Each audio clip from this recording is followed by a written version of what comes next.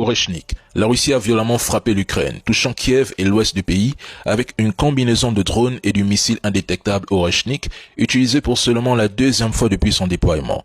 Moscou a affirmé que ce missile, qui est difficile à intercepter même pour les meilleurs systèmes de défense au monde, visait des sites de production de drones et des infrastructures énergétiques en Ukraine. Des zones d'infrastructures ont été gravement endommagées, notamment en région de Lviv, où des installations énergétiques essentielles ont été sévèrement touchées, entraînant des perturbations majeures des services publics tels que la fourniture de gaz.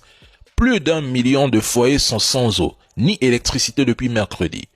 L'Ukraine, confrontée à cette escalation, demande une réunion d'urgence du Conseil de sécurité de l'ONU pour condamner uniquement l'usage du missile Oreshnik, qualifié de menace pour la sécurité européenne. Et faites le constat, dans les médias français, ils pleurent, dénoncent et comptent au moins 4 morts dans ces attaques, ce qui suscite indignation et couverture médiatique accrue.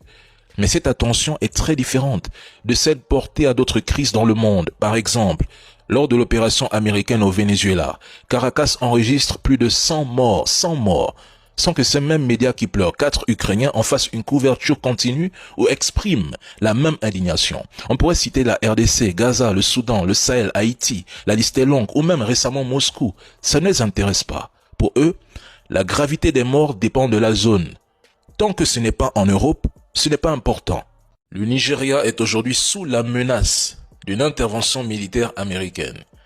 Donald Trump a déclaré que le pays ferait face à de nombreuses frappes si l'EI continuait ses crimes contre les chrétiens. Mais soyons lucides. En tenant ce discours, Donald Trump accuse implicitement le gouvernement nigérian d'inaction, voire de complaisance. Menacer d'intervenir plus massivement, c'est admettre que les autorités locales ne contrôlent absolument rien. Maintenant, si le Nigeria avait réellement coopéré dès le départ en invitant clairement les États-Unis comme on a voulu nous le faire croire, ces menaces publiques seraient inutiles. Les frappes auraient été présentées comme des opérations conjointes, légitimes et assumées. Or, ce n'est pas le cas. Trump a frappé le Nigeria sans une autorisation du gouvernement nigérian.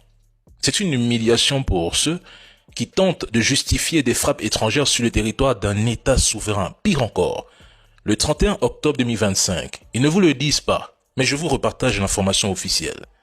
Trump a replacé le Nigeria dans la catégorie des pays particulièrement préoccupants et a demandé aux citoyens américains de reconsidérer leur voyage vers le Nigeria, évoquant de graves risques sécuritaires.